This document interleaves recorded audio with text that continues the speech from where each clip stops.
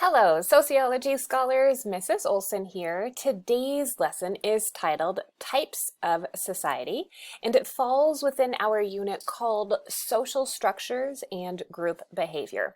Now, before we get into the actual lesson, I do want to encourage everybody to take notes. So you can get out a piece of paper and a writing utensil, or you can open a word processing program and you can type your notes digitally. They are a learning tool. The notes are a learning tool, so you won't be turning them in for a grade. I won't be checking them, but I do think it is a very good idea to stop the video, record what information you deem is important so that you have these notes to look back on later.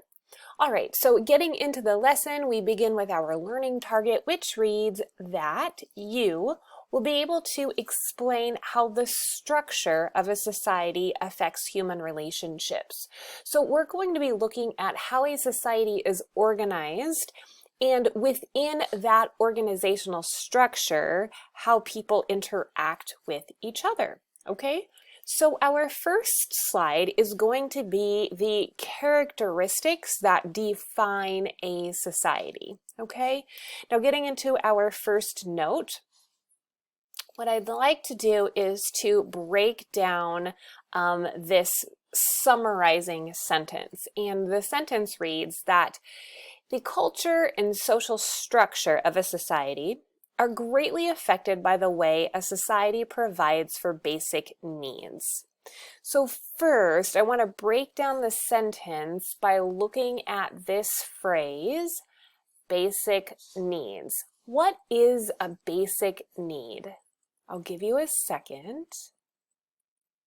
So basic needs are things that we need in order to survive. We need food, water, air, shelter, and clothing. Those are things that we need in order to make it in this world. Now, there's a lot of other things, but these are considered basic needs. If you've taken psychology or maybe a developmental class, you might have learned a different phrase that is interchangeable, and that is fundamental needs. Fundamental needs are the same things. They are things that we need in order to survive. Now, breaking down this sentence a little bit more, the culture and social structure, that's how a society is organized. So, how a society provides for basic needs of its people has a direct influence on how that society is organized, okay? Now this first bullet says that all societies are composed of social structures. Now the sizes of societies can vary. There isn't a set number to define a society. So even if a society is a group of people that numbers 50, it doesn't mean that it isn't a society because it's small. It just happens to be a small number within that society. Okay. This one reads that members know what is expected and what they can expect.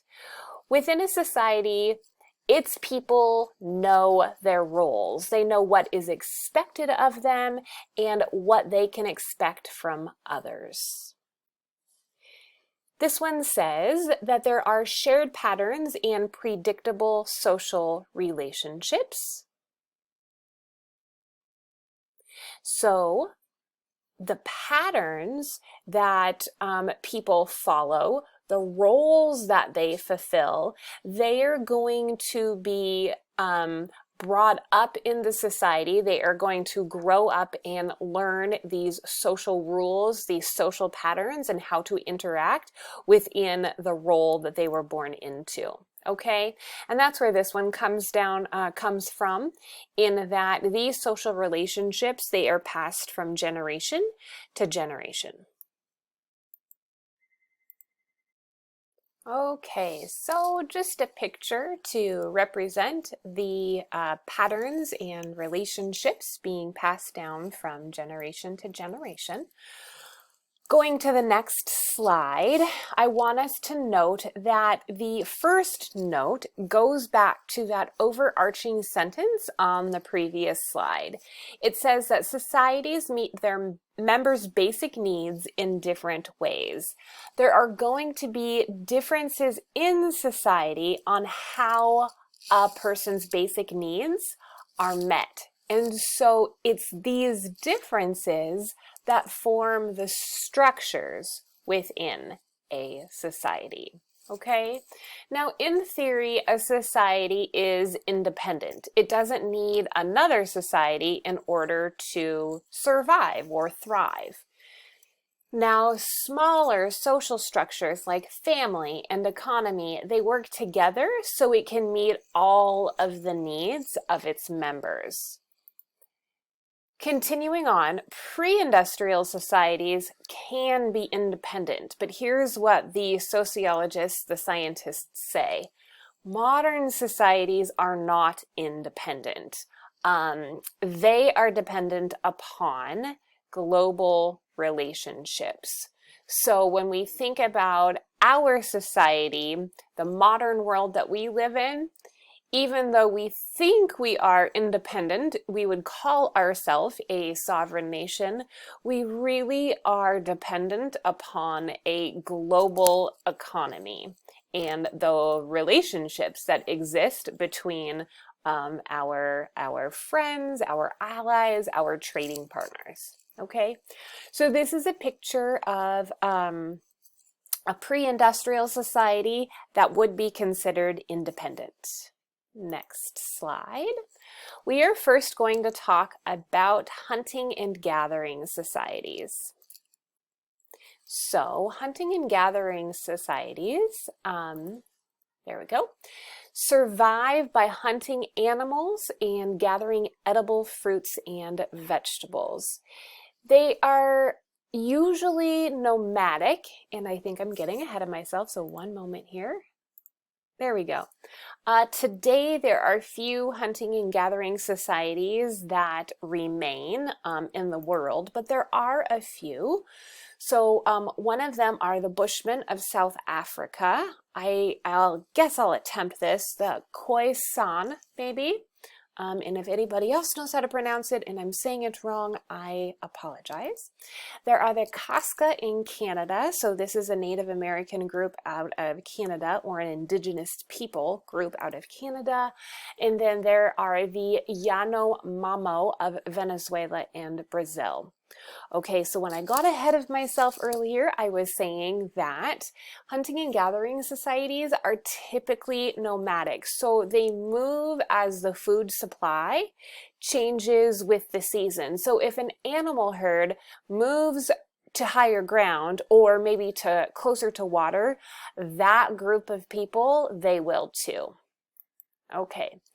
Hunting and gathering societies tend to be small, with just about 50 people or so, and most members are related by blood or marriage, because with groups that small, the number of people one is exposed to is relatively small. Okay, so here is a picture of the Bushmen of South Africa. And then here is, and this is a today picture, this is a modern picture. And then this is a modern picture of the Kaska in Canada. Moving along, a little bit more about hunting and gathering societies. There is no such thing as private ownership. It doesn't really exist. This means that, so in the United States, people own their own cars. They own their own houses. The things that are within their own household, they bought, they own, unless they allow somebody else to borrow it, it is theirs and theirs alone. In a hunting and gathering society, you might have one family that lives in a certain dwelling, but that family doesn't necessarily own it. Another example, cooking pots might be communal, meaning that they might be shared by the whole group. Okay, now along with the idea of really no private ownership, Within a hunting and gathering society, there are no social classes. There might be a leader, there might be uh, uh, somebody who's in charge of the group, but there is no but there there are no differences between the group as a whole. Okay, there is no political authority. Now, without political institutions, they resolve conflict in other ways. So here's an example. The traditional Inuit people of Canada and Alaska, they use dueling songs to settle disputes. So this is a description of how a dueling song might happen. The people involved, so the people that are on either side of the dispute, they express their sides through song. So the whole group gathers. The two people who are involved in this conflict, they start singing, and so they sing their version of what happened and why a certain decision should be made. And then their families get to really decide who is the person that is in the right. So they applaud their choices for the victor. Okay, going on to the next slide. So this one, before I get to the next slide, this picture is, it's actually a screenshot of a video of of two people who are using that dueling song to hash out their argument. Okay. Horticultural societies. We have two societies left that we are going to learn about in segment number 1 of types of societies. And my animation is out of order, but hey, that is okay because that is going to give you a visual to look at. So horticultural societies came into being about 10 to 12,000 years ago when people learned they could grow and harvest certain plants instead of just gathering them.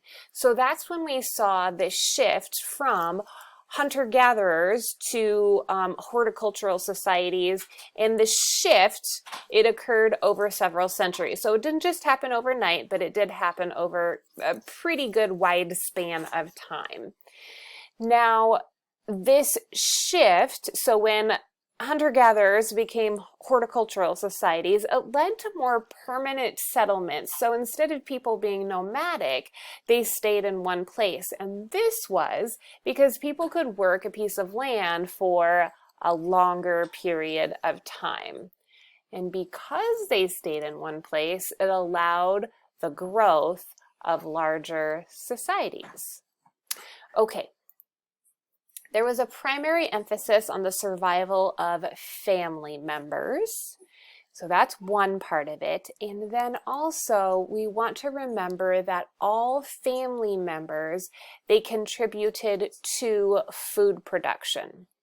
Okay, I'm moving a little bit fast here, but I want to get to this, which is really important, in that in a horticultural society, because they're staying in one place, because everybody is working towards the production of food, we have a situation where these societies can produce a surplus of food. So a surplus means that more food is produced than can be used or consumed. So with the ability to save and store food, there are some jobs that are not worked all day. Those people then have the ability to fulfill other roles, and this is what creates a division of labor, okay? Now, there are people who used to work the fields to grow the food, and then there are people who now find themselves in leadership positions.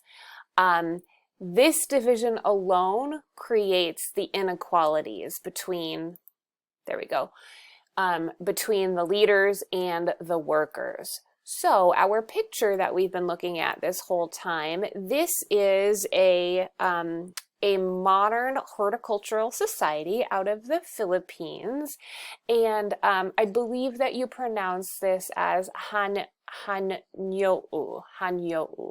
So these are the Hanyou people of the Philippines.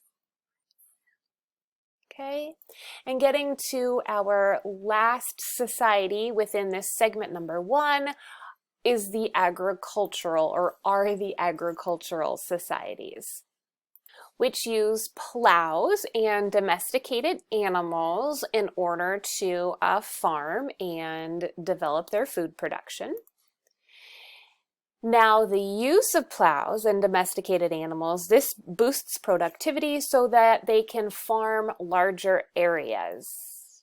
Moving on, people are free to engage in non-economic activities like the education and the arts. So, because they are able to make a surplus of food, once again, save and store the food, there's a little bit more time to do some other things, okay? This is where we start to see cities being built. So, over time, they can become quite large, in fact, in the millions. And we start to see where occupations, they're not entirely tied to food production. This one reads that the political, economic, and religious institutions, they start to emerge. So they start to be established, they start to grow, and our last one, there are modern agricultural societies in the modern world, and they are mostly located in Southeast Asia and Central America, where they are really dominated by large-scale plantations. Okay, so there is a picture of actually Vietnam, and this is where we are going to end segment number 1.